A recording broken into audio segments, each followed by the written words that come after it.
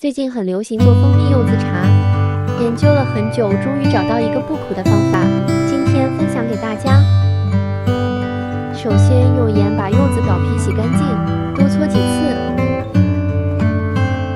柚子皮只需要表皮，把白瓤去干净，把皮切成丝，加水和盐泡1个小时。泡好的丝清洗干净，放入水里加盐煮10分钟，捞起来清洗干净。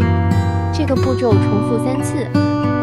柚子皮、柚子肉、冰糖、清水放一起，大火熬出水分，小火慢慢炒干。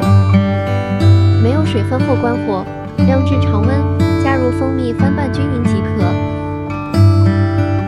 好喝还不苦的蜂蜜柚子茶就做好了，密封冷藏2-3个月没问题。天冷了，喝一杯真的很暖心，快来试试吧。